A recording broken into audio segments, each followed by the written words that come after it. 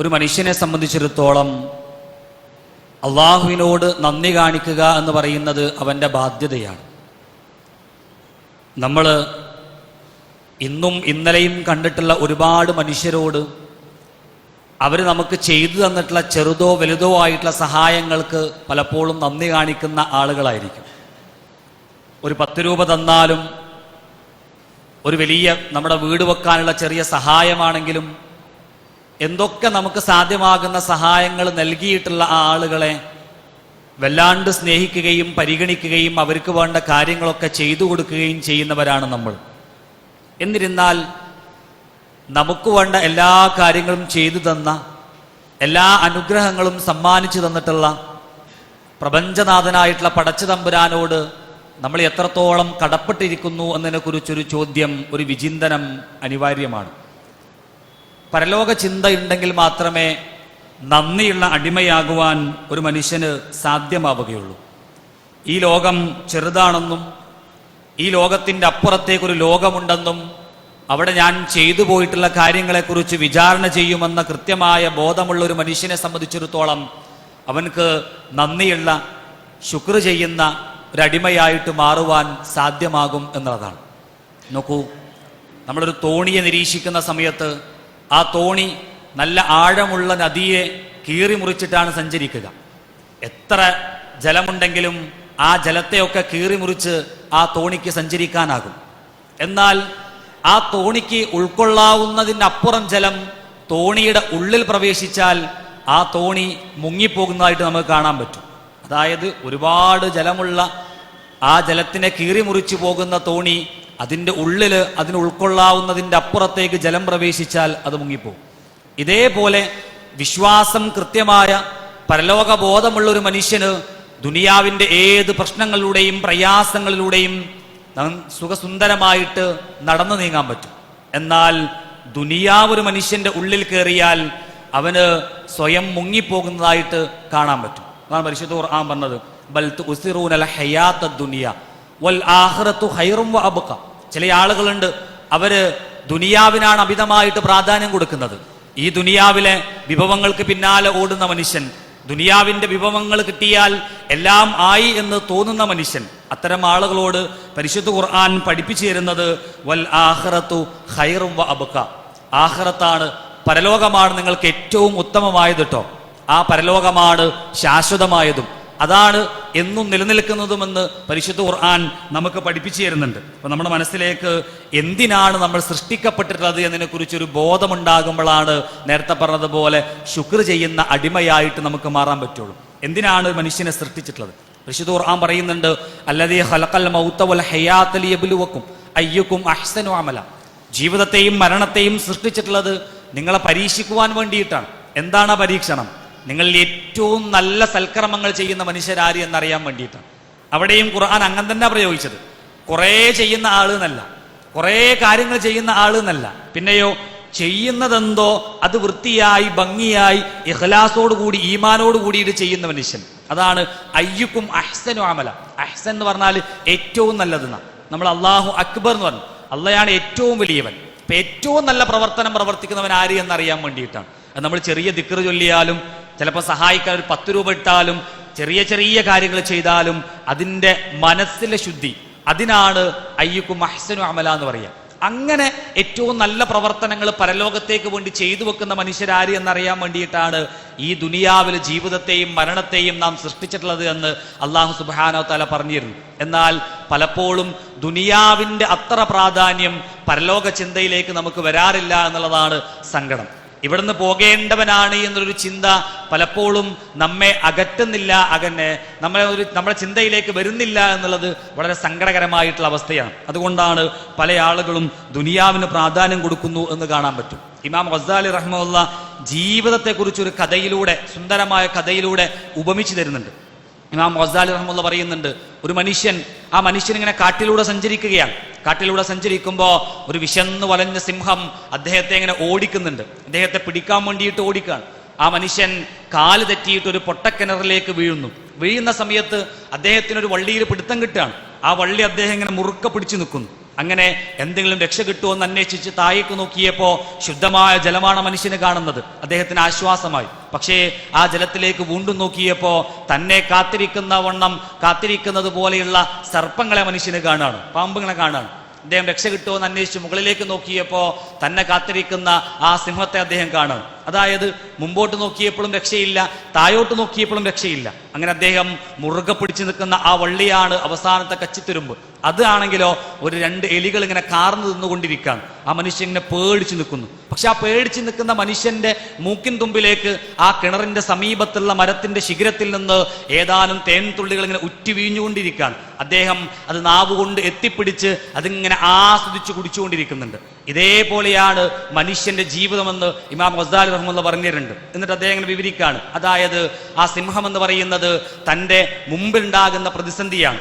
അതേപോലെ തന്നെ കാത്തിരിക്കുന്ന ആ സർപ്പം എന്ന് പറയുന്നത് താൻ പിന്നിട്ടുള്ള കുറേ പ്രയാസങ്ങളും കഷ്ടപ്പാടുകളും ഒക്കെ ഉണ്ടാവും. ആ എലികൾ എന്ന് പറയുന്നത് പ്രസന്റ് സിറ്റുവേഷനിൽ അദ്ദേഹം നേരിടുന്ന കുറേ പ്രയാസങ്ങളാണ്. അങ്ങനെ ഫ്യൂച്ചറും പാസ്റ്റും പ്രസന്റുമായി.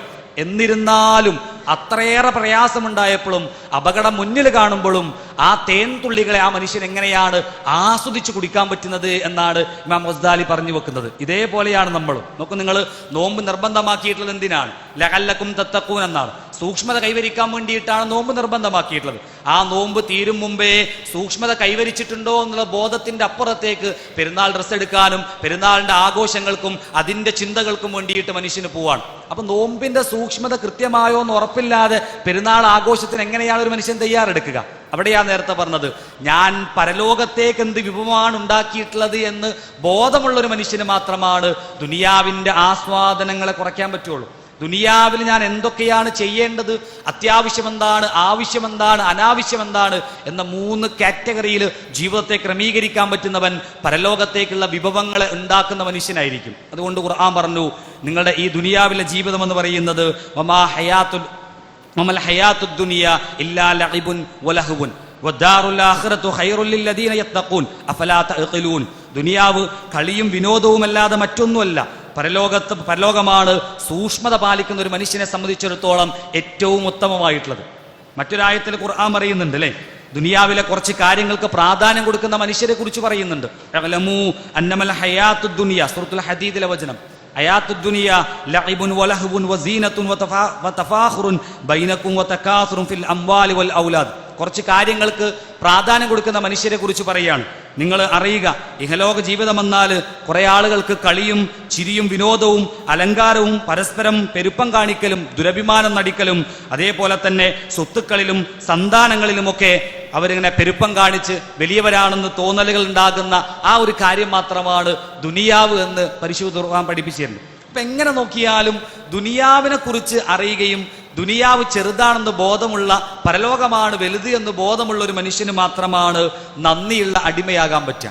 അങ്ങനെ ചിന്തിക്കുന്ന ഒരാള് ദൈവീക അനുഗ്രഹങ്ങളിലേക്ക് ശ്രദ്ധ തിരിക്കുന്ന ഒരാളായിരിക്കും. പടച്ചവൻ അവന് മനുഷ്യന് സമ്മാനിച്ചിട്ടുള്ള അനുഗ്രഹങ്ങളെ കുറിച്ച് ബോധമുള്ള ഒരു മനുഷ്യനായിരിക്കും. നമ്മൾ ആലോചിച്ച് നോക്ക്, അള്ളാഹു നമുക്ക് നൽകിയിട്ടുള്ള അനുഗ്രഹങ്ങൾ എത്രത്തോളം ഉണ്ടെന്ന്. ഇപ്പൊ നമ്മൾ ഒറ്റയ്ക്കിരിക്കുന്ന സമയത്ത് തന്നെ നമ്മുടെ മനസ്സിലേക്ക് കടന്നു വരുന്നത് ദുനിയാവിന്റെ പ്രയാസങ്ങളാണല്ലോ. ഒരു മനുഷ്യൻ ഒറ്റയ്ക്കിരിക്കുമ്പോൾ അവനക്ക് ദുനിയാവിന്റെ പ്രയാസങ്ങളാണ് കൂടുതലായിട്ടും കടന്നു വരിക. ഇപ്പൊ നാളെ ഇപ്പം എന്താ ഉണ്ടാവുക? നമ്മളെ മോളെ കെട്ടിക്കണമല്ലോ, വീട് എങ്ങനെയാ ഇപ്പം ഉണ്ടാക്കുക? ഇങ്ങനത്തെ കുറേ ചിന്തകളായിരിക്കും ഒറ്റയ്ക്കിരിക്കുമ്പോൾ മനുഷ്യന്റെ മനസ്സിലേക്ക് വരിക. എന്നാൽ സ്വഹാബികളുടെ ചരിത്രമൊക്കെ പഠിച്ചു നോക്കുമ്പോൾ അവർ ഒറ്റയ്ക്കിരിക്കുന്ന സമയത്ത് പരലോകത്തേക്കുള്ള എന്തെങ്കിലുമൊക്കെ തയ്യാറെടുപ്പുകൾ ഉണ്ടായിട്ടുണ്ടോ എന്നുള്ളൊരു ചോദ്യം ഉണ്ടാവുന്ന. അപ്പൊ ഉമർ അള്ളാഹുവിന്റെ ചരിത്രം പറയുന്നിടത്ത് ഉമർ അള്ളാഹു പറയുന്നുണ്ട്, ഒരു കല്ലിനെടുത്തിട്ട് ഉമർ അള്ളാഹു കല്ലിനോട് ചോദിക്കുന്ന ഒരു ചോദ്യമുണ്ട്, അല്ലയോ കല്ലേ, നിന എന്തൊരു ഭാഗ്യവാനാണ്, കാരണം നിനക്ക് പരലോകമില്ലല്ലോ, ഈ ഉമറിന് പരലോകമുണ്ട് എന്ന. കല്ല് സംസാരിക്കൊന്നുമില്ല, കല്ല് കേൾക്കൊന്നുമില്ല.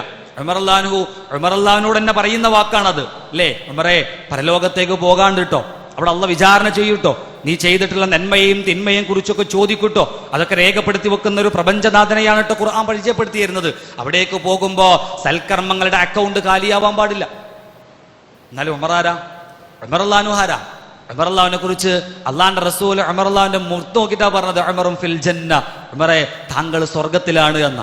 സ്വർഗത്തിലാണ് എന്ന് ജീവിച്ചിരിക്കുമ്പോൾ തന്നെ ബോധ്യപ്പെട്ടൊരു മനുഷ്യനാണ് വീണ്ടും തന്നോട് പറയുന്നത്, പരലോകത്തേക്ക് പോകുമ്പോ വിഭവങ്ങളൊക്കെ ഉണ്ടോ എന്നതിനെ കുറിച്ചൊരു ബോധം എപ്പോഴും വേണട്ടോ എന്ന് ഇടയ്ക്കിടയ്ക്ക് പറഞ്ഞുകൊണ്ടിരിക്കുകയാണ്. അതുകൊണ്ടാണ് ഖുർആൻ പറഞ്ഞത് യാ അയ്യുഹല്ലദീന ആമനു തഖുല്ലാഹ് വൽ തൻദുർ നഫ്സും മാ ഖദ്ദമത് ലിഗദിൻ. നാളേക്ക് വേണ്ടിയിട്ട് എന്താണ് ഓരോ നഫ്സും ചെയ്തു വെച്ചിട്ടുള്ളത് എന്ന് ആലോചിക്കട്ടെ എന്നാണ് ഞാൻ പറഞ്ഞത്. നമ്മൾ ഒറ്റയ്ക്കിരിക്കുമ്പോൾ നാളേക്ക് വേണ്ടിയിട്ട് എന്തുണ്ട് എന്നതിനെ കുറിച്ച് ചിന്തിക്കണം. അപ്പോഴാണ് ദിക്റൊക്കെ കുറവാണല്ലേ, നമസ്കാരത്തിലെ ഈമാനും ഇഖ്ലാസും ഒക്കെ കുറഞ്ഞു പോയിട്ടുണ്ടോ, ഒന്ന് കൂട്ടണല്ലോ, ഒന്ന് കുറച്ചുകൂടി റെഡിയാക്കണല്ലോ. അതുകൊണ്ട് ആ നോമ്പുകാരനെ കുറിച്ച് പറഞ്ഞപ്പോ ചില നോമ്പുകാർക്ക് അവർക്ക് ക്ഷീണം മാത്രമാണ് ബാക്കിയാവുന്നത്, വിശപ്പ് മാത്രമാണ് ബാക്കിയാകുന്നത്. ചില രാത്രി നമസ്കാരെ കുറിച്ച് പറഞ്ഞിടത്ത് ഇല്ല സഹർ അല്ലെ, ക്ഷീണം മാത്രമാണ് അത്തരം ആളുകൾക്ക് ബാക്കിയാവുന്നെന്ന് പറഞ്ഞാൽ ഓരോ നോമ്പ് കഴിഞ്ഞു പോകുമ്പോഴും ആ നോമ്പിനെ കുറിച്ച് വിചാരണ ചെയ്യാത്ത മനുഷ്യനെ കുറിച്ചാണ് പറയുന്നത്. ആ നോമ്പ് കഴിഞ്ഞു പോകുമ്പോൾ വിചാരണ നടത്തണം. ശരിക്കും നോമ്പിന്റെ പ്രാർത്ഥന പോലും അങ്ങനെ അല്ലേ, നോമ്പ് തുറക്കുമ്പോഴുള്ള പ്രാർത്ഥനയിൽ ദാഹം ശമിച്ചു, നാഡി നരമ്പുകൾ നനഞ്ഞു അല്ലേ, അള്ള ഉദ്ദേശിച്ചാൽ പ്രതിഫലം ഉറപ്പായി. അപ്പൊ അള്ള ഉദ്ദേശിച്ചാൽ പ്രതിഫലം ഉറപ്പായി എന്നൊരു മനുഷ്യൻ പറയണമെങ്കിൽ അള്ള എങ്ങനെയാണ് നോമ്പിനെ ഉദ്ദേശിക്കുക എന്നതിനെ കുറിച്ച് കൃത്യമായി പറഞ്ഞു തന്നിട്ടുണ്ട്. ആ ഉദ്ദേശിച്ച രീതിയിൽ എന്റെ നോമ്പിനെ കൊണ്ടുപോയിട്ടുണ്ടോ എന്നൊരു ബോധമുള്ളൊരു മനുഷ്യൻ ഇന്നത്തെ നോമ്പിലെ അപാകതകൾ നിരത്തിയിട്ടായിരിക്കും നാളത്തെ നോമ്പിലേക്ക് പ്രവേശിക്കുക. ഇതൊക്കെ ദൈവീക സ്മരണ നിലർത്തുന്ന അല്ലെങ്കിൽ അള്ളാഹുവിന്റെ അനുഗ്രഹങ്ങളെ കുറിച്ച് നോക്കിക്കാണുന്ന ഒരു മനുഷ്യന് മാത്രമേ സാധിക്കുള്ളൂ. അതിന് അള്ളാഹ് ആരാണെന്നറിയണം. അള്ളാഹു ആരാണെന്ന് അറിയുമ്പോഴാണ് പടച്ചവനോട് ശുക്ർ കാണിക്കണമല്ലോ എന്നുള്ള ബോധം വരിക. അപ്പൊ നമ്മൾ നേരത്തെ പറഞ്ഞതാണ് അല്ലെ, നമുക്കൊരാൾ ഉപകാരം ചെയ്താൽ ആ ആളുടെ മഹത്വം നമ്മൾ പിന്നീട് എപ്പോഴൊക്കെ വാഴ്ത്തി പറയും. ഇതേപോലെ റബ്ബിനെ കുറിച്ച് അറിയുമ്പോഴാണ് അള്ള നൽകിയിട്ടുള്ള അനുഗ്രഹങ്ങൾക്ക് ശുക്ർ കാണിക്കണമല്ലോ എന്ന് ഒരു മനുഷ്യന്റെ മനസ്സിങ്ങനെ മന്ത്രിച്ചുകൊണ്ടേയിരിക്കുന്നത്. അള്ളാഹ് നമ്മൾ അറിയണം. അള്ളാഹ് ആരാണ്, നമുക്ക് നമ്മൾ ആവശ്യപ്പെട്ടതും ആവശ്യപ്പെടാത്തതും സമ്മാനിച്ചിട്ടുള്ള പ്രപഞ്ചനാഥൻ. നമുക്ക് നിങ്ങൾ ഒരു മനുഷ്യൻ നിസാരനാണെന്ന് ഖുർആൻ പറഞ്ഞു വെക്കുന്നുണ്ട്. ഹൽ അതാ അലൽ ഇൻസാനി ഹീനും മിനദ് ദഹ്രി ലം യകുൻ ഷൈഅൻ മദ്കൂറ ഇന്നാ ഖലഖനൽ ഇൻസാന മിൻ നുത്ഫത്തിൻ അംശാജിൻ നബ്തലീഹി ഫജഅൽനാഹു സമീഅൻ ബസീറ. മനുഷ്യ, നീ നിസാരനാണ് കേട്ടോ. അതായത് പ്രസ്താവ്യമായിട്ടുള്ള ഒന്നുമല്ലാത്തൊരു കാലം നിനക്ക് മുമ്പ് കഴിഞ്ഞു പോയിട്ടുണ്ട്. ഞാനെന്ന് പറയുന്നൊരു വ്യക്തി ഈ ഭൂമിയിൽ ഉണ്ടാവൂല എന്നതിനെ കുറിച്ച് ആർക്കും അറിയാത്തൊരു കാലം എനിക്ക് മുമ്പ് കഴിഞ്ഞു പോയിട്ടുണ്ട്. എന്നിട്ടോ ഇന്നാ ഖലഖനൽ ഇൻസാന മിൻ നുത്ഫത്തിൻ അംശാജിൻ അല്ലേ, ത്രസിച്ചു വീഴുന്ന മിശ്രിതമായിട്ടുള്ള ഇന്ദ്രിയത്തുള്ളിയിൽ നിന്നാണ് നിന്നെ ഞാൻ സൃഷ്ടിച്ചിട്ടുള്ളത്, നിനക്ക് രൂപം നൽകിയിട്ടുള്ളത്. എന്നിട്ടോ ഒരു പരീക്ഷണം എന്ന നിലക്ക് നിനക്ക് കേൾവിയും കാഴ്ചയും ഒക്കെ സംവിധാനിച്ചു. എന്നിട്ട് ഖുർആൻ പറയുന്നുണ്ട് ഇന്നാ ഹദൈനാഹു സബീല ഇമ്മാ ശാകിറൻ വ ഇമ്മാ കഫൂറ. നേർമാർഗവും കാണിച്ചു വന്നു. എന്നിട്ടും ചില ആളുകൾ മാത്രമാണ് ശാക്രീയങ്ങളായിട്ടുള്ള ആളുകൾ, ശുക്ർ കാണിക്കുന്ന നന്ദി കാണിക്കുന്ന ആളുകൾ. എന്നാൽ ചില ആളുകളൊക്കെ കാഫിരീങ്ങളാണ്, നന്ദി കാണിക്കാത്ത നിഷേധിച്ച് നടക്കുന്ന ആളുകളാണ് എന്ന് പറഞ്ഞുതരാം. അപ്പൊ മനുഷ്യന് അവന്റെ സൃഷ്ടിപ്പിനെ കുറിച്ച് ആലോചിക്കുമ്പം തന്നെ അള്ളാഹുവിന് നന്ദി കാണിക്കണമെന്ന ബോധം ഉണ്ടാവും. ഒരു ചെറിയൊരു കുട്ടിയാകുമ്പോ അവൻക്ക് എല്ലാത്തിനും ഒരാളുടെ സഹായം വേണം. ഒരു 2ാം ക്ലാസ് 3ാം ക്ലാസ് 1ാം ക്ലാസ് എത്തുമ്പോൾ നമ്മളിങ്ങനെ സ്വയം നടക്കാൻ തുടങ്ങുമ്പോൾ നമുക്ക് തോന്നുകയാണ് ഇനിയിപ്പോൾ ആരൊന്നും വേണ്ട. ഒറ്റയ്ക്ക് സമ്പാദിക്കാൻ തുടങ്ങുമ്പോൾ നമുക്ക് തോന്നുകയാണ് നമ്മുടെ ശക്തിയും കഴിവും കൊണ്ടാണ് ഞാൻ എല്ലാം നേടിയെടുക്കുന്നത്. അങ്ങനെ സ്വന്തം കഴിവും ശക്തിയും കൊണ്ടെല്ലാം നേടിയെടുക്കുന്നുണ്ട് എന്ന് ബോധമുള്ള മനുഷ്യനോട് വീണ്ടും ഖുർആൻ പറഞ്ഞുതരാണ് നിങ്ങൾ നിസ്സാരനാണ് കേട്ടോ. എന്തുകൊണ്ടാണ്? മരണം എന്ന് പറയുന്ന ഒരവസ്ഥയെ തടഞ്ഞു നിർത്താനുള്ള ശക്തിയില്ലാത്തത്രയും നിസ്സാരനാണ് താങ്കൾ എന്ന് വീണ്ടും ബോധ്യപ്പെടുത്തി തരാണ്. എന്താ മരണം എന്ന് പറയുന്നത്? ആത്മാവെന്ന് പറയുന്ന ഒരു സംഗതി നമ്മിൽ നിന്ന് നഷ്ടപ്പെട്ടു പോകുമ്പോൾ നമുക്ക് ഒന്നും ചെയ്യാൻ പറ്റുന്നില്ല. അവിടെയും ഇമാം ഗസ്സാലി പറയുന്നുണ്ട്, അതിരുകളില്ലാതെ പറന്നുല്ലസിക്കുന്ന ആത്മാവെന്ന പക്ഷിയെ തടവിൽ പാർപ്പിച്ചിരുന്ന വെറുമൊരു കൂടായിരുന്നു ദേഹം. ഇന്നത് സ്വതന്ത്രമായി. അതായത് നമുക്ക് കാണുവാനോ കേൾക്കുവാനോ ഒന്നും ചെയ്യാൻ പറ്റില്ല. ആത്മാവെന്ന് പറയുന്ന ഒരു സംഗതി അതിന്റെ ശക്തിയെക്കുറിച്ചോ വലുപ്പത്തെക്കുറിച്ചോ ഒന്നും അറിയില്ലല്ലോ. അത് നമ്മുടെ ശരീരത്തിലുള്ളത് കൊണ്ടാണ് നമ്മൾ ജീവൻ നിലനിൽക്കുന്നത്. അതൊരു ദിവസം നമ്മുടെ സമ്മതം ചോദിക്കാതെ ഇറങ്ങിപ്പോവും. കുല്ലു നഫ്സിൻ ദാഇഖത്തുൽ മൗത്ത്. നമ്മുടെ സമ്മതം ചോദിക്കാതെ പോവും. ആ ആത്മാവ് പോയാലും കൈയുണ്ടാവും, കാലുണ്ടാവും, കണ്ണുണ്ടാവും, എല്ലാ അവയവവും ഉണ്ടാവും. പക്ഷേ പ്രവർത്തിക്കാൻ പറ്റുന്നില്ല. ആരടാന്ന് ചോദിച്ചാൽ ഞാനടാന്ന് പറഞ്ഞിട്ടുള്ള ഒരു മനുഷ്യന് ഒന്നും മിണ്ടാൻ പറ്റുന്നില്ല. ഞാൻ മരിച്ചാലും കാണണ്ടാന്ന് അവന്റെ മുഖത്ത് നോക്കി പറഞ്ഞിട്ടുള്ള മനുഷ്യൻ അവൻ കാണാമെന്നാലും നിന്നോട് ഞാൻ പറഞ്ഞിട്ടില്ലേ എന്ന് പോലും ചോദിക്കാൻ പറ്റാത്തത്രത്തോളം നിസ്സാരനായിട്ട് അവസാനിക്കുന്ന ഒരു മനുഷ്യൻ. അവിടെയും ഖുർആൻ പഠിപ്പിച്ചിരുന്നത് നിങ്ങൾ നിസ്സാരനാണ് കേട്ടോ. ഈ ജീവിതയാത്രയിൽ കുറച്ചൊക്കെ തോന്നിപ്പോവും, നമുക്ക് എന്തോ ആണ്, വലിയ ആളാണെന്നൊക്കെ തോന്നിപ്പോവാണെങ്കിലും നിസ്സാരനാണെന്ന് വീണ്ടും പഠിപ്പിച്ചിരാ. അപ്പോഴാണ് ശുക്ർ കാണിക്കാൻ ഒരു മനുഷ്യന്റെ മനസ്സിങ്ങനെ മന്ത്രിച്ചുകൊണ്ടിരിക്കുക. അള്ളാഹ് നൽകിയിട്ടുള്ള അനുഗ്രഹങ്ങളിലേക്ക് നോക്കിക്കാണുന്ന മനുഷ്യൻ ഇഷ്ടം പോലെ അനുഗ്രഹങ്ങളാണ്. മനുഷ്യന്റെ ശരീരം മാത്രം എടുത്തു നോക്കിയാൽ, മനുഷ്യന്റെ ശരീരത്തിലെ അവയവങ്ങൾ എടുത്തു നോക്കി, നിങ്ങൾ കണ്ണെടുത്തു നോക്കിയാൽ എങ്ങനെ കേൾക്കുന്നത്, എങ്ങനെ കാണുന്നത്, ഹൃദയത്തിന്റെ മിടിപ്പ്, കരളിന്റെ പ്രവർത്തനം, കൈകാലുകളുടെ ചലനം എല്ലാം എടുത്തു നോക്കിയാലും നമ്മളൊന്നും ചോദിച്ചിട്ടില്ല നൽകിയത്. ഞാൻ ജനിക്കുമ്പോഴേ എനിക്ക് വാഴുവാണെന്ന് ഞാൻ പറഞ്ഞില്ല, ഞാൻ ജനിക്കുമ്പോൾ എനിക്ക് ഭക്ഷണം വന്ന് ഞാൻ പറഞ്ഞില്ല. ആ മനുഷ്യന് ഇതൊക്കെ വേണമെന്ന് അറിയുന്നൊരു പ്രപഞ്ചനാഥനുണ്ട്, അവന് ഇതൊക്കെ ഭംഗിയായിട്ട് സംവിധാനിച്ചിട്ടുണ്ട്. അതാണ് അല്ലദീ ഭൂമിയെ നിങ്ങൾക്ക് വിരിപ്പാക്കി നൽകി, അല്ലേ? ഫിറാശൻ വസ്സമാ ബിനാഅൻ വഅൻസല മിനസ് സമാഇ മാഅൻ ഫഖറജ ബിഹി മിനസ് സമറാത്തി റിസ്ഖൻ ലക്കും. ഭൂമിയെ വിരിപ്പാക്കുകയും ആകാശങ്ങളെ മേൽക്കൂരയാക്കുകയും അതിൽ നിന്ന് മഴയെ വർഷിപ്പിക്കുക, ഇങ്ങനെ കുറേ അനുഗ്രഹങ്ങൾ പറയാം. സൂറത്ത് നബഅ് പരിശോധിച്ച് നോക്കിയാൽ കുറേ അനുഗ്രഹങ്ങൾ അവിടെ പറയുന്നുണ്ട്. പിന്നെ വെള്ളത്തെക്കുറിച്ച് ചോദിക്കുന്ന ചോദ്യമുണ്ട്, അഫറഅയ്തുമുൽ മാ അല്ലദീ തശ്റബൂൻ, നിങ്ങൾ കുടിക്കുന്ന വെള്ളത്തെക്കുറിച്ച് നിങ്ങൾ ഉറ്റാലോചിക്കുന്നില്ലേ? ഭയങ്കര ചോദ്യമാണ്, നമ്മൾ ആലോചിക്കാത്തതുകൊണ്ടാ പ്രശ്നം. നമ്മൾ കുടിക്കുന്ന വെള്ളത്തെക്കുറിച്ച് നിങ്ങൾ ആലോചിച്ച് നോക്ക്. 70% ഭൂമിയിൽ വെള്ളമാണ്. ഈ 70%-നെ 100%-ത്തിലേക്കാക്കിയാൽ 97% കടൽ വെള്ളമാണ്, ഉപ്പുവെള്ളമാണ്. ബാക്കി 3%-ൽ 2%-വും അല്ലെ നോർമൽ വാട്ടർ, നമ്മളെ അഴുക്ക് വെള്ളങ്ങൾ, അതേപോലെ തന്നെ ഗ്ലേഷ്യേഴ്സ്, മഞ്ഞുരുകിയിട്ടുള്ള വെള്ളം, ഇതൊക്കെയാണ് 2%. ബാക്കി 1% മാത്രമാണ് നമ്മൾ കുടിക്കുന്ന വെള്ളമുള്ള ഭൂമിയിൽ. അതാ ഖുർആൻ ചോദിച്ചേ, അഫറഅയ്തുമുൽ മാ അല്ലദീ തശ്റബൂൻ, നിങ്ങൾ കുടിക്കുന്ന വെള്ളത്തെക്കുറിച്ച് നിങ്ങൾ ഉറ്റാലോചിക്കുന്നില്ലേ? അൻതും അൻസൽതുമൂഹു മിനൽ മുസ്നി അം നഹ്നുൽ മുൻസിലൂൻ, നാമാണോ അത് മേഘങ്ങൾ നിറക്കുന്നത്, അതല്ല നിങ്ങളാണോ? നമ്മളിങ്ങനെ മേഘം ഇങ്ങനെ മൂടിക്കെട്ടുമ്പോൾ നമ്മൾ പറയും ഇപ്പൊ നല്ല മഴ പെയ്യും, പക്ഷെ പെയ്യൂല. നമ്മുടെ കയ്യിലല്ലത്, ഇത് അള്ളാന്റെ കയ്യിലാണ്.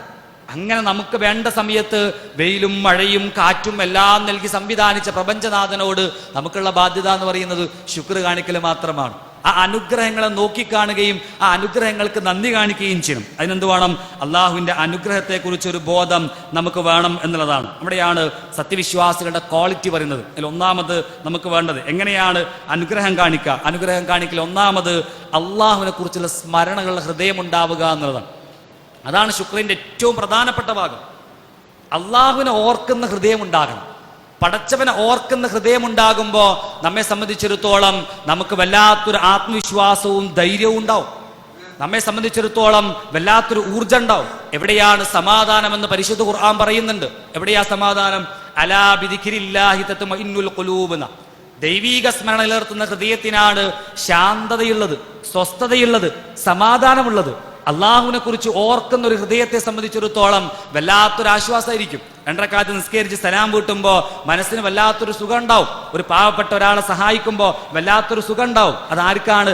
അള്ളാഹുവിനെ കുറിച്ച് ഓർമ്മയുള്ള ഹൃദയത്തിനാണ്. നമ്മൾ പടച്ചോൻ എങ്ങനെ ഓർക്കുക? നമുക്ക് നമ്മുടെ ആവശ്യങ്ങൾ നിറവേറ്റാൻ വേണ്ടിയിട്ടുള്ള ഒരു ശക്തിയാണ് പടച്ചോൻ, അല്ലേ? നമ്മുടെ ആവശ്യങ്ങൾ ഇങ്ങനെ ചോദിക്കാൻ പറ്റുന്ന ഒരു ശക്തിയായിട്ട് പടച്ചോനെ കാണുമ്പോൾ ആവശ്യങ്ങൾ കിട്ടിയിട്ടില്ലെങ്കിൽ മനുഷ്യന്റെ ഈമാൻ കുറയും.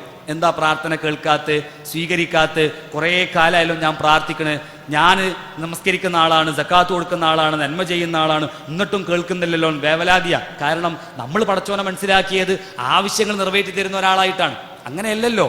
നമ്മളെ മനസ്സിന്റെ ഉള്ളിൽ എപ്പോഴും പടച്ചോനുണ്ടെങ്കിലോ നമ്മളെ മനസ്സ് എപ്പോഴും ഇങ്ങനെ നന്മയിൽ മുന്നേറാൻ വേണ്ടിയിട്ടുള്ള പ്രചോദനം ഉണ്ടാവുന്ന. അതുകൊണ്ടാ സത്യവിശ്വാസികളുടെ ക്വാളിറ്റി ആയിട്ട് 3 കാര്യങ്ങൾ സൂറത്തുൽ അൻഫാലിൽ പറയുന്നുണ്ട്. ഇദാ ദുകിറല്ലാഹു വജിലത് ഖുലൂബുഹും ഇന്നമൽ മുഅ്മിനൂന അല്ലദീന ഇദാ ദുകിറല്ലാഹു വജിലത് ഖുലൂബുഹും. ഒന്നാമത്തെ ക്വാളിറ്റി ആയിട്ട് പറഞ്ഞത് അള്ളാഹിനെ കുറിച്ച് ഓർക്കുമ്പോൾ തന്നെ ഹൃദയത്തിനൊരു പെടയിലുണ്ടാവുന്ന. പടച്ചോനെ കുറിച്ച് ഓർക്കുമ്പോൾ തന്നെ ഒരു പെടയിലുണ്ടാവും. ഞാനൊരു സാമ്പത്തിക ഇടപാട് നടത്തുമ്പോൾ അള്ളാഹ് കാണൂലേ? ഞാൻ ഒരു തെറ്റ് ചെയ്യാൻ പോകുമ്പോൾ പടച്ചോൻ അറിയൂലേ? ഇങ്ങനെ അള്ളാഹിനെ കുറിച്ച് ഇങ്ങനെ പറയപ്പെട്ടാൽ തന്നെ ഒരു പേടിയുണ്ടാവും, അല്ലെ? ഗുഹയിൽ കുടുങ്ങിയിട്ടുള്ള ആളുകളുടെ ചരിത്രം പഠിക്കുമ്പോൾ ഒരു മനുഷ്യന്റെ പ്രാർത്ഥന ഇങ്ങനെയായിരുന്നു. ഒരു സ്ത്രീ എൻ്റെ അടുക്കലേക്ക് ആവശ്യത്തിന് വന്നു. ആ സ്ത്രീക്ക് ഞാൻ പണം കൊടുത്തു. കൃത്യമായ സമയത്ത് അത് ഏൽപ്പിക്കാൻ പറ്റാതിരുന്നപ്പോ എൻ്റെ ആവശ്യത്തിന് വേണ്ടിയിട്ട് വഴങ്ങാൻ വേണ്ടിയിട്ട് അവളോട് ഞാൻ പറഞ്ഞു. അപ്പോ ആ സ്ത്രീ പറഞ്ഞിട്ടുള്ളൊരു വാക്കുണ്ട്, ഇത്തഖുല്ലാ, അള്ളാഹിനെ സൂക്ഷിക്കണം കേട്ടോ എന്നാ. ഞാൻ ഇറങ്ങിപ്പോയി എന്നാ പറഞ്ഞത്. ഇത്തഖുല്ലാ എന്ന് പറഞ്ഞപ്പോഴത്തേക്ക് ഹൃദയത്തിനൊരു പെടയിലുണ്ടാവുകയാണ്. അതാ വജിലത്ത് ഖുലൂബുഹും എന്ന് പറയുന്നത്. നമ്മളോ ഒരു തെറ്റ് ചെയ്യുമ്പോൾ നമ്മൾ വേഗം നമ്മളോട് പറയാ അതൊക്കെ ഇപ്പം എന്താ, ഇന്നത്തെ കാലത്ത് ഇപ്പൊ ഒരു തെറ്റാണോ? ഇന്നിപ്പോ അതൊക്കെ ഇപ്പൊ ആരാ ചെയ്യാത്തത്? അത് നമുക്ക് വജിലത്ത് ഖുലൂബ് ഉണ്ടാവില്ല. അള്ളാഹിനെ കുറിച്ച് ഇങ്ങനെ പറയുമ്പോഴത്തേക്ക് പടച്ചവനിലേക്ക് മനസ്സ് പോയി വരുന്ന മനുഷ്യന്മാരുണ്ടാവും. വാസിമനത്ത എന്ന് പറയുന്ന ഒരു സഹാബിയുടെ ചരിത്രം പറയുന്നുണ്ട്. പുതപ്പ് വിൽപ്പനക്കാരനായിട്ടുള്ള സഹാബിയാണ്. ആ പുതപ്പ് വിൽപ്പനക്കാരനായിട്ടുള്ള സഹാബിയിൽ നിന്ന് പുതപ്പ് വാങ്ങിയിട്ടുള്ള ഒരു മനുഷ്യൻ അതിന് ഒരു ദ്വാരം കണ്ടപ്പോ ആ മനുഷ്യന്റെ പരാതിയായിട്ട് വരികയാണ്, അല്ലയോ വാസിയെ ഇതിനെന്തുണ്ട്, ഓട്ടം ഉണ്ടല്ലോ എന്ന് പറയാണ്. അപ്പൊ മനുഷ്യൻ കരഞ്ഞു എന്നാ. അപ്പൊ ഈ മനുഷ്യൻ പറയുന്നുണ്ട്, താങ്കളെ വേദനിപ്പിക്കാൻ വേണ്ടി പറഞ്ഞതല്ല ഞാൻ, പിന്നെയോ വേറെ ആർക്കെങ്കിലുമൊക്കെ കച്ചവടം ചെയ്യുമ്പോൾ എന്തെങ്കിലുമൊക്കെ പ്രയാസം ഉണ്ടാകുമ്പോൾ ആളുകൾ ഏത് രീതിയിലാ പറയാന്നൊന്നും പറയില്ലല്ലോ. അതുകൊണ്ട് ഞാനൊരു ഓർമ്മപ്പെടുത്താൻ വേണ്ടി പറഞ്ഞതാണ്. ഞാൻ തന്നെ ഈ പുതപ്പ് വാങ്ങിക്കോളാന്ന് പറഞ്ഞു. പക്ഷേ വാസിബ് നത്താ എന്ന് പറയുന്ന സ്വഹാബി പറയാണ്, ഞാൻ കരഞ്ഞത് ഈ പുതപ്പിന്റെ ദ്വാരം കണ്ടിട്ടല്ല, എനിക്ക് ഇതൊരു 5 മിനിറ്റ് കൊണ്ട് തുന്നിത്തരാൻ പറ്റും. പക്ഷേ താങ്കൾ ഇത് പറഞ്ഞപ്പോ ഞാനൊന്ന് എൻ്റെ റബ്ബിന്റെ അടുക്കലേക്ക് പോയിട്ട് വന്നു, എൻ്റെ മനസ്സൊന്ന് പോയി വന്നു. ഞാൻ എൻ്റെ റബ്ബിന്റെ മുമ്പിലേക്ക് വിഭവങ്ങൾ ഉണ്ടാക്കിക്കൊണ്ടിരിക്കുകയാണ് അല്ലേ, ഞാൻ അള്ളാഹുവിന്റെ മുമ്പിലേക്ക് പുതപ്പ് നെയ്തുകൊണ്ടിരിക്കുകയാണ്. സൽക്കർമ്മങ്ങളുടെ ആരാധനയുടെ എല്ലാ പുതപ്പുകളും നെയ്തുകൊണ്ടിരിക്കുമ്പോ അള്ള പറയാണ്, അവിടെ എത്തിയിട്ട് ഇന്ന പുതപ്പില് ഇന്ന ന്യൂനതകളൊക്കെ ഉണ്ടല്ലോ എന്ന് പറഞ്ഞാൽ ഞാൻ അവിടുന്ന് എങ്ങനെയാണ് തിരുത്തുക, എങ്ങനെയാണ് എനിക്കത് ക്ലിയർ ചെയ്യാൻ പറ്റുക ഞാൻ ആലോചിച്ചു എന്നാ. നമ്മുടെ വീട്ടിലൊരു ഗസ്റ്റ് വരുമ്പോ നമ്മൾ വിഭവങ്ങൾ ഉണ്ടാക്കും. ആ വിഭവങ്ങൾ ഉണ്ടാക്കിയാൽ എത്ര തവണ രുചിച്ചു നോക്കും? 3, 4, 5 തവണ രുചിച്ചു നോക്കും. കാരണം ആ അതിഥിക്ക് മുമ്പിൽ ഞാൻ ഭക്ഷണം കൊണ്ടുവച്ചാൽ പിന്നെ ഉപ്പോ മുളകോ ഒന്നും കൂട്ടാൻ കഴിയില്ല നമുക്ക്, അതിന് മുമ്പേ രുചിച്ചു നോക്കണം. ഇതേപോലെ അള്ളാഹിന്റെ മുമ്പിലേക്ക് ഞാൻ ഇബാദത്തുകൾ ചെയ്യുമ്പോൾ, സൽക്കർമ്മങ്ങൾ ചെയ്യുമ്പോൾ അത് ഇവിടുന്നേ രുചിച്ചു നോക്കണം. അതിനാണ് നന്ദിയുള്ള അടിമയാവാൻ വേണ്ടി പറഞ്ഞത്. ശുക്രയുള്ള അടിമയാകുമ്പോൾ നമ്മളെ ഇബാദത്തുകളെ കുറിച്ച് നമുക്ക് തന്നെ ഒരു ബോധം ഉണ്ടാവും. പോരല്ലേ, അത് കുറച്ചുകൂടി ആക്കണമല്ലേ, ഇങ്ങനെ ആക്കണം, അള്ളാഹിനോട് എനിക്ക് ബാധ്യതയില്ലേ, ഇങ്ങനെ സ്വയം ഇങ്ങനെ ചോദിച്ചുകൊണ്ടിരിക്കുന്ന മനുഷ്യനാവും. അത് വിശ്വാസി മാത്രമേ ആവുള്ളൂ. അതായത് വജിലത്ത് കുലൂബുകൊള്ള, അള്ളാഹിനെ കുറിച്ച് പറയുമ്പോഴത്തേക്ക് ഒരു പേടിയും പടച്ചോൻ കാണുന്നുള്ളൊരു ബോധമൊക്കെ ഉള്ളൊരു മനുഷ്യൻ. നമ്മളെ കാലത്ത് നമ്മളൊരു തെറ്റ് ചെയ്യുമ്പോൾ ആദ്യം നോക്കുക CCTV ആണല്ലോ. CCTV ഉണ്ടോ നോക്കും ഇന്നത്തെ കാലത്ത്. രണ്ടാമത്തതോ മനുഷ്യനാരെങ്കിലും കാണുന്നുണ്ടോ നോക്കും. മനുഷ്യനാരും കണ്ടില്ലെങ്കിൽ നമ്മളോട് തന്നെ പറയാ, രക്ഷപ്പെട്ടു, ആരും കണ്ടില്ല, ആരും അറിഞ്ഞില്ല അല്ലേ. ആ മനുഷ്യനും അറിയാം അള്ള എല്ലാം കാണുന്നവനാണ്. വഇന്ന അലൈക്കും ലഹാഫിളീൻ കിറാമൻ കാതിബീൻ യഅലമൂന മാ തഫ്അലൂൻ അല്ലേ. അള്ളാഹ് എല്ലാ കാര്യങ്ങളും രഹസ്യവും പരസ്യവും ഒക്കെ അറിയുന്നു. അപ്പൊ അറിവില്ലായിട്ടല്ല, നേരത്തെ പറഞ്ഞതുപോലെ അള്ളാഹിനെ ഇങ്ങനെ മനസ്സിൽ ഇങ്ങനെ കൊണ്ടു നടക്കാൻ പറ്റുന്ന ഒരാൾക്ക് മാത്രമേ ചെറുതും വലുതുമായിട്ടുള്ള കാര്യത്തിലും സൂക്ഷ്മത ഉണ്ടാവുള്ളൂ. രണ്ടാമത്തെ ക്വാളിറ്റി ആയിട്ട് പറഞ്ഞത് ഇദാ ദുക്കിറല്ലാഹു ഖുലൂബുഹും, അവര് അള്ളാഹുവിനെ കുറിച്ച് അള്ളാഹിന്റെ അള്ളാഹുവിന്റെ ആയത്തുകൾ ഇങ്ങനെ ഓതി കേൾപ്പിക്കപ്പെട്ടാൽ അവന്റെ ഈമാൻ ഇങ്ങനെ വർദ്ധിച്ചുകൊണ്ടേയിരിക്കും. അതാണ് രണ്ടാമത്തെ വിശ്വാസികളുടെ ക്വാളിറ്റി എന്ന് പറഞ്ഞാൽ. ആയത്തിങ്ങനെ കേൾക്കുമ്പോഴത്തേക്ക് ഈമാൻ ഇങ്ങനെ വർദ്ധിക്കാം. ദൃഷ്ടാന്തങ്ങളെ കുറിച്ച് കാണുമ്പോഴത്തേക്ക് ഈമാൻ വർദ്ധിക്കും. നമ്മൾ ആലോചിച്ച് നോക്ക്, നമ്മുടെ ജീവിതത്തിൽ ഏതായത്താണ് എന്നെ സ്വാധീനിച്ചിട്ടുള്ളത്? ഞാൻ ഇത്രയും കാലം ഖുർആൻ പാരായണം ചെയ്തിട്ട് ഒരായത്ത് എന്നെ സ്വാധീനിച്ചു എന്ന് പറയാനുണ്ടോ? ഇല്ലെങ്കിൽ അത്രയും പരാജിതനല്ല നമ്മള്. ഒരു ദൃഷ്ടാന്തത്തെ നോക്കിയിരുന്ന് ഒരു 10 മിനിറ്റിലേറെ ആ ദൃഷ്ടാന്തത്തെ നോക്കിയിരുന്നിട്ടുണ്ടോ? ഉദാഹരണം, ഒരു സൂര്യൻ. ആ സൂര്യൻ എങ്ങനെയാണ് വെളിച്ചം നൽകുന്നത്? സൂര്യന്റെ മറ്റ് ഉപയോഗങ്ങൾ എന്തൊക്കെയാണ്? സുബ്ഹാനല്ലാഹ്, അങ്ങനെ പറയുന്ന വിശ്വാസികൾ അല്ലേ. അതുകൊണ്ടാണ് സൂറത്തുൽ ആൽ ഇംറാന്റെ അവസാന ഭാഗങ്ങൾ കാണാൻ പറ്റും. സത്യവിശ്വാസികളായിട്ടുള്ള ആളുകൾ അല്ലദീന യദ്കുറൂനല്ലാഹ ഖിയാമൻ വഖുഊദൻ വഅലാ ജുനൂബിഹിം വയതഫക്കറൂന ഫീ ഖൽഖിസ് സമാവാതി വൽ അർള്. വിശ്വാസികളായിട്ടുള്ള ആളുകൾ, സത്യവിശ്വാസികളായിട്ടുള്ള ആളുകൾ അവര് നിന്നും ഇരുന്നും കിടന്നുമൊക്കെ ഈ സൃഷ്ടിപ്പിന്റെ, ഈ പ്രപഞ്ചത്തിന്റെ സൃഷ്ടിപ്പിനെ കുറിച്ച് ഇങ്ങനെ ആലോചിക്കുന്ന ആളുകളായിരിക്കും. എന്നിട്ട് അവർ പറയുന്ന റബ്ബനാ മാ ഖലഖ്ത ഹാദാ ബാതില സുബ്ഹാനക ഫഖിനാ അദാബന്നാർ. പടച്ചോനെ വെറുതെ ഒന്നും സൃഷ്ടിച്ചിട്ടില്ലല്ലോ. സൂര്യൻ, ചന്ദ്രൻ, എല്ലാം അല്ലെ. ഉദാഹരണം പറഞ്ഞതാണ്, ചെടികൾ എടുത്തു നോക്ക് നിങ്ങൾ. ഒരു ചെടി എങ്ങനെയാ വളരുന്നത്? ഒരു മഴ ഇല്ലാത്ത സമയത്ത് അതിന്റെ ഭൂമിക്കുള്ളിൽ ആ വിത്തിനെ മുളപ്പിച്ചു വെച്ചിട്ടുള്ള അല്ലെ, ഒളിപ്പിച്ചു വെച്ചിട്ടുള്ള പ്രപഞ്ചനാഥൻ ഒരു മഴ പെയ്യുമ്പോഴത്തേക്ക് എങ്ങനെയാണ് നമ്മുടെ ചുറ്റുപാടുകളിൽ മരങ്ങൾ ഇങ്ങനെ വരുന്നത്? സുബ്ഹാനല്ലാഹ്, നമ്മൾ അറിയുന്നില്ല. അറിയാതെ ഒരുപാട് അനുഗ്രഹങ്ങളെ സംവിധാനിച്ച പ്രപഞ്ചനാഥന്റെ അനുഗ്രഹങ്ങളെ കാണുന്ന ഒരാൾ ആരായിരിക്കുന്നവരോ? ആരാ? നേരത്തെ പറഞ്ഞ പോലെ നിന്നും ഇരുന്നും സമയമെടുത്ത് അള്ളാഹുവിന്റെ ദൃഷ്ടാന്തങ്ങൾ നോക്കുന്ന ഒരാൾ. അങ്ങനെ നോക്കുന്ന ഒരാളുടെ മനസ്സിങ്ങനെ ഈമാൻ വർദ്ധിച്ചുകൊണ്ടേ ഇരിക്കുമെന്നാണ് പഠിപ്പിച്ചിരുന്നത്. നോക്കൂ നിങ്ങൾ, അവിടെയാണ് ഉർവത്ത് ബിൻ സുബൈർ എന്ന് പറയുന്ന സ്വഹാബിയുടെ ചരിത്രം പഠിപ്പിച്ചിരുന്നുണ്ട്. അദ്ദേഹത്തിന് കാലിന് പരിക്ക് പറ്റി, കാല് മുറിച്ചു കളയാൻ വേണ്ടിയിട്ട് ആവശ്യപ്പെടുകയാണ്. കാല് മുറിച്ചു കളയണം. അപ്പോ ആ മനുഷ്യൻ ഇങ്ങനെ വൈദ്യരോട് പറയുന്നുണ്ട്, എൻ്റെ കാല് മുറിച്ചു കളയുമ്പോൾ മഴക്കാതെ എന്ത് ചെയ്യണം? എന്നെ മുറിച്ചു കിടക്കണം, എനിക്ക് ആ വേദന അറിയണം. അങ്ങനെ വേദന അറിഞ്ഞുകൊണ്ട് ആ കാല് മുറിച്ചു കളഞ്ഞു എന്നാ. എന്നിട്ട് ഒരു സങ്കട വാർത്ത കൂടി ആ മനുഷ്യന്റെ മനസ്സിലേക്ക് വരികയാണ്, ജീവിതത്തിലേക്ക് വരികയാണ്. അള്ളാഹുവിന്റെ ഒരു അപാരമായിട്ടുള്ള ഒരു പരീക്ഷണം കൂടി. 4 മക്കളിൽ ഒരു മകന് കുതിരപ്പുറത്ത് വീണ് മരണപ്പെട്ടു എന്നാ. പക്ഷെ ആ സമയത്ത് ആ ഉർവത്ത് ബിൻ സുബൈർ എന്ന് പറയുന്ന സ്വഹാബി പറഞ്ഞുള്ള സംഭവം, അദ്ദേഹം പറയാണ്, 4 മക്കളെ തന്ന നാഥ, ഒന്നിനല്ലേ നീ തിരിച്ചു വിളിച്ചിട്ടുള്ളൂ, നീ എത്ര പരിശുദ്ധനാണ്. എന്നിട്ട് ആ മനുഷ്യൻ കാലെടുത്ത് കൊണ്ടുവരാൻ പറഞ്ഞ് ആ കാലിനോട് പറയുന്ന കാര്യം ചരിത്രത്തിലുണ്ട്. അല്ലയോ കാലേ, നീ പോകുന്നത് സ്വർഗത്തിലേക്കാണ്. കാരണം നിന്നെ കൊണ്ടൊരു തിന്മയിലേക്കും ഞാൻ നടന്നു നീങ്ങിയിട്ടില്ല, ഇതെനിക്ക് ഉറപ്പാണ്. ചോക്ക് നമ്മുടെ കൈ കൊണ്ട് പറയാൻ പറ്റുമോ? അല്ലയോ കയ്യേ നീ പോകുന്ന സ്വർഗത്തിലേക്കാണ്, അല്ലയോ കണ്ണേ നീ പോകുന്ന സ്വർഗത്തിലേക്കാണ് നമുക്ക് പറയാൻ പറ്റുമോ? ഇല്ലല്ലോ. നമുക്കറിയാം, നമ്മളെക്കുറിച്ചൊരു ബോധം നമുക്ക് തന്നെ ഉണ്ട്. ഞാൻ പറഞ്ഞത്, സ്വഹാബത്തുകളൊക്കെ പരലോകത്തെ മുമ്പിൽ കണ്ടപ്പോൾ അവരുടെ പ്രവർത്തനങ്ങളിൽ അവർക്കൊരു ഇഖ്ലാസ് ഉണ്ടായിരുന്നു.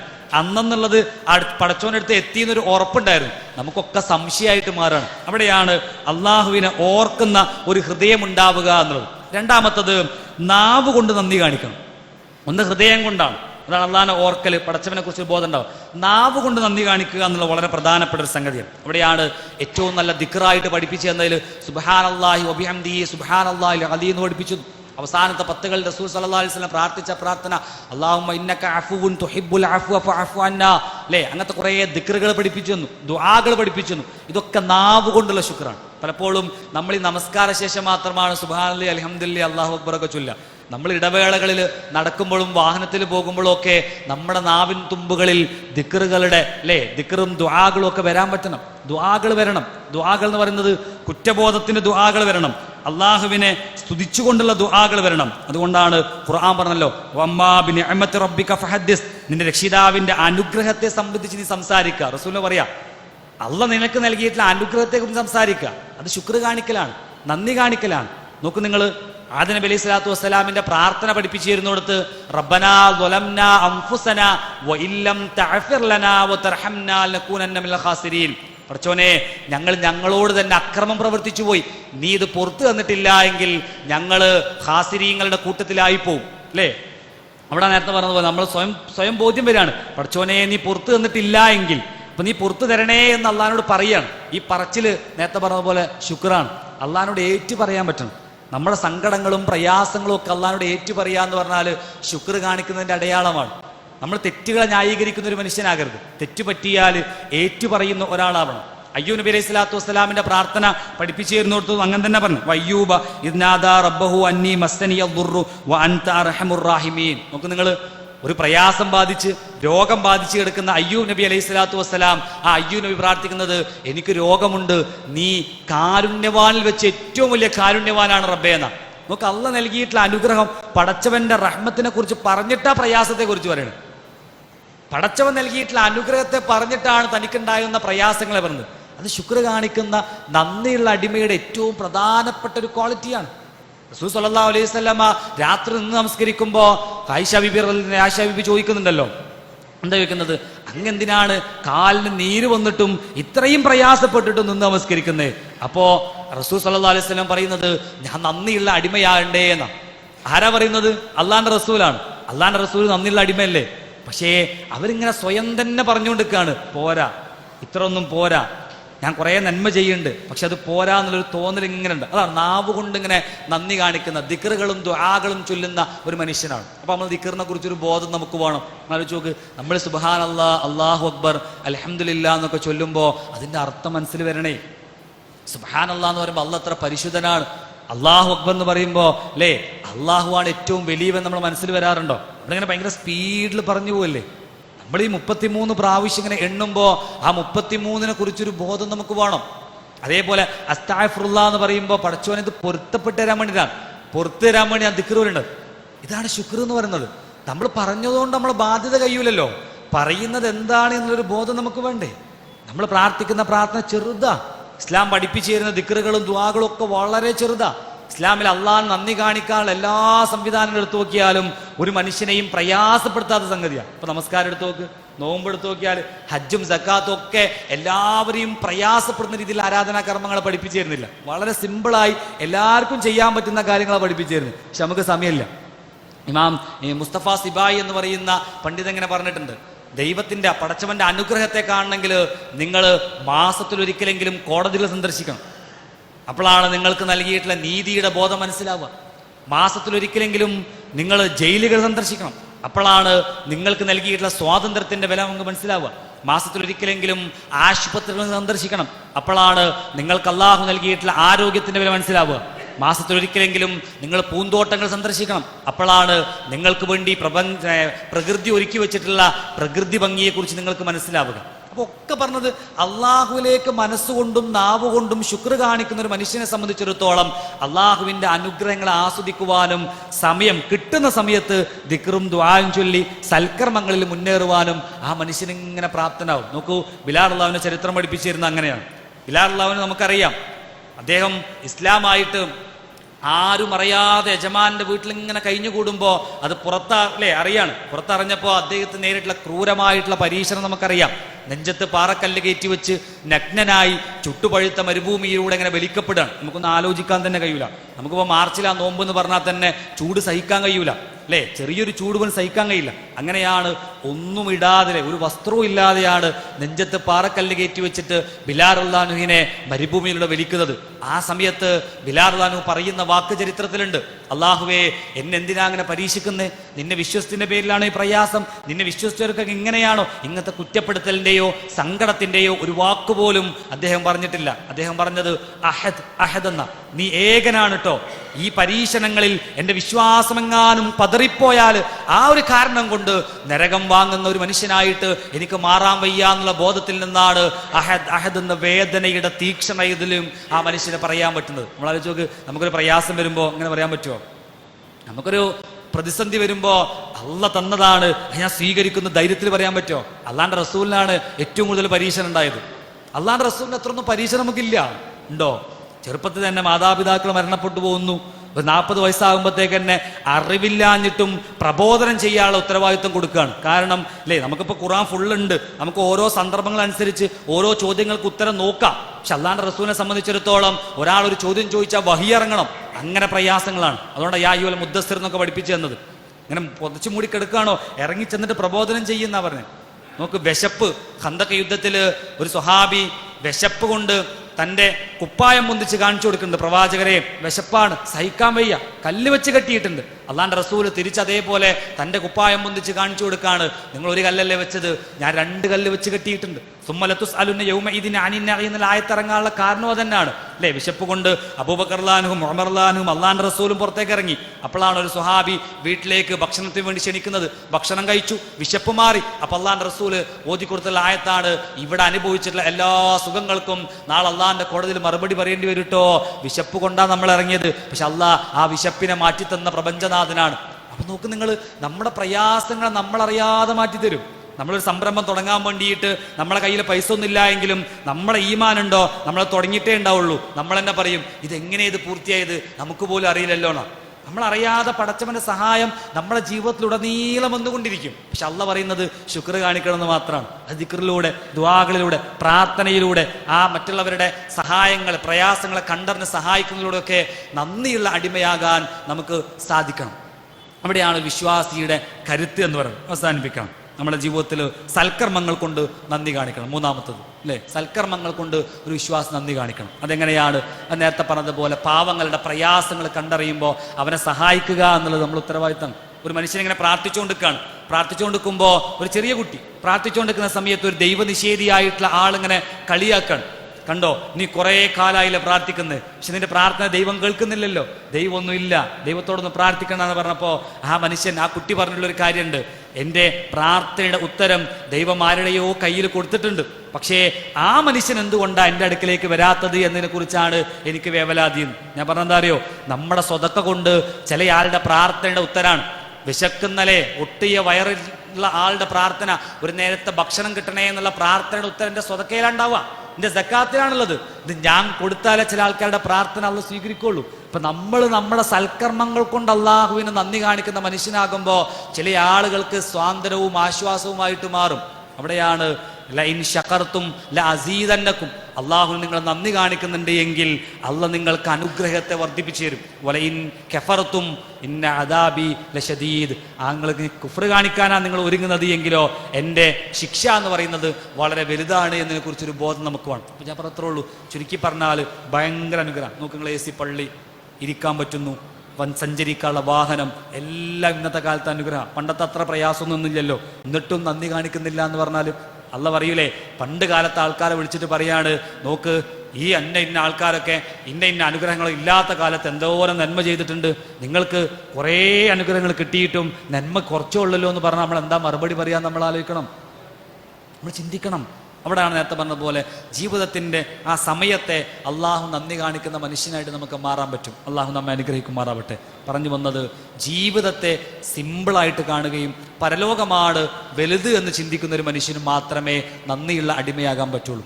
അങ്ങനെയെങ്കിൽ ആ മനുഷ്യന് അള്ളാഹുവിൻ്റെ അനുഗ്രഹത്തെ സദാ നോക്കിക്കാണുന്ന ആളായിരിക്കും. എല്ലാത്തിനും അള്ളാഹിൻ്റെ അനുഗ്രഹത്തെ നോക്കിക്കാണുന്ന മനുഷ്യൻ, ആ മനുഷ്യന് അവൻ്റെ ഈമാനെ വർദ്ധിപ്പിക്കാൻ പറ്റും. അങ്ങനെയെങ്കിലോ അവൻ്റെ ഉള്ളിൽ പടച്ചവനെ കുറിച്ചുള്ളൊരു ബോധമുണ്ടാവും. എപ്പോഴും പടച്ചവനെ കുറിച്ചുള്ള ചിന്തയുണ്ടാവും.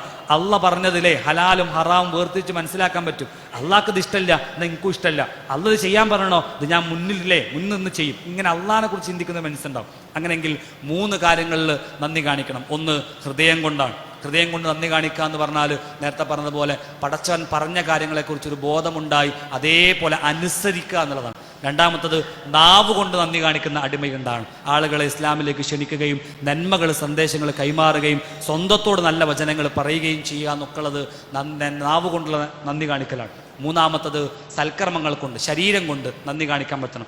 ആളുകളെ സഹായിക്കുകയും യതീമായിട്ടുള്ള ആളുകളെ, പ്രയാസപ്പെടുന്ന ആളുകളെ ഇങ്ങനെ നമ്മളിങ്ങനെ ഒന്നിൽ നിന്ന് ഒന്നിന്ന് വിരമിച്ചാൽ മറ്റൊന്നിലേക്ക് പോകുന്ന ആളുകളായിട്ട് നമുക്ക് എന്ത് ചെയ്യാൻ പറ്റണം, മാറാൻ പറ്റണം. അവിടെയാണ് അബൂബക്കർ റളിയല്ലാഹുവിന്റെ ഒരു സംഭവം കൂടി പറഞ്ഞ് അവസാനിപ്പിക്കണം. അബൂബക്കർ റളിയല്ലാഹു ഇതേപോലെ സദസ്സിൽ അള്ളാഹുവിന്റെ റസൂൽ 4 ചോദ്യങ്ങൾ ചോദിക്കുന്നുണ്ട്. ഒന്ന്, സുന്നത്ത് നോമ്പ് നോറ്റ ആൾ ആരാണ്? അപ്പോൾ അബൂബക്കർ റളിയല്ലാഹു ഖാല അന. രണ്ടാമത്തത്, ഒരു ജനാസ സംസ്കരിച്ച ആൾ ആരാണ്? അപ്പോഴും അബൂബക്കർ റളിയല്ലാഹു പറഞ്ഞു ഖാല അന.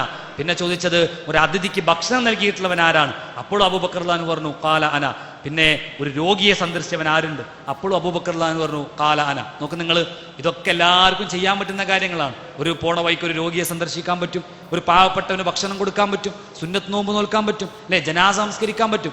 അപ്പോൾ ഇതൊക്കെ ചെയ്യണം എന്നുള്ള ബോധമുള്ള ഒരു മനുഷ്യൻ ആരായിരിക്കും? നേരത്തെ പറഞ്ഞതുപോലെ അള്ളാഹിന്റെ ഉള്ളിൽ കൊണ്ടെടുക്കുന്ന ഒരാൾ, കിട്ടുന്ന നന്മാണല്ലോ, വെറുതെ കളയണ്ട, പോവും. എല്ലാത്തോനോ അതിപ്പോൾ ഞാൻ ചെയ്യേണ്ടി ഒന്നല്ലല്ലോ, അത് ചെയ്യാൻ കുറേ ആൾക്കാരുണ്ടല്ലോ, അതിപ്പോൾ നമുക്ക് ഉത്തരവാദിത്തപ്പെട്ടല്ലോ, നമ്മളിങ്ങനെ പോവും. അങ്ങനെ പോണ മനുഷ്യന് നന്മയില്ലാതെ പരലോകത്ത് വരികയും ഇങ്ങനത്തെ മനുഷ്യന് അവൻ്റെ സമയത്തെയും ഒഴിവ് സമയത്തെയും ആരോഗ്യത്തെയും ഒക്കെ ഉപയോഗപ്പെടുത്തി നന്മയിൽ മുന്നേറുന്ന മനുഷ്യനോ അങ്ങനെ നന്മയിൽ മുന്നേറുകയും അള്ളാഹുലേക്ക് ആത്മാർത്ഥമായിട്ട് അടുക്കുകയും ചെയ്യുന്ന സത്യവിശ്വാസികളിൽ അള്ളാഹു നമ്മെ ഉൾപ്പെടുത്തി അനുഗ്രഹിക്കുമാറാവട്ടെ. നാദാ, ഒരുപാട് തെറ്റുകൾ വന്നു പോയിട്ടുണ്ട്, അറിഞ്ഞും അറിയാതെയും രഹസ്യ പരസ്യമേഖല വന്നു പോയിട്ടുള്ള തെറ്റുകൾ. നീ എല്ലാം അറിയുന്നവനാണ്, കാണുന്നവനാണ്, കേൾക്കുന്നവനാണ്. നീ അത് പുറത്ത് മാപ്പാക്കി തരണം റഹ്മാനെ. കടം കൊണ്ടും രോഗം കൊണ്ടും കഷ്ടപ്പെടുന്നവരുണ്ട്, അവിടെ എല്ലാ പ്രയാസങ്ങളും നീ മാറ്റിക്കൊടുക്കണം നാദാ. اللهم اغفر للمؤمنين والمؤمنات والمسلمين والمسلمات الأحياء منكم والأموات. ربنا تقبل منا إنك أنت السميع العليم وتب علينا إنك أنت التواب الرحيم. ربنا آتنا في الدنيا حسنة وفي الآخرة حسنة وقنا عذاب النار. آمين آمين برحمتك يا أرحم الراحمين.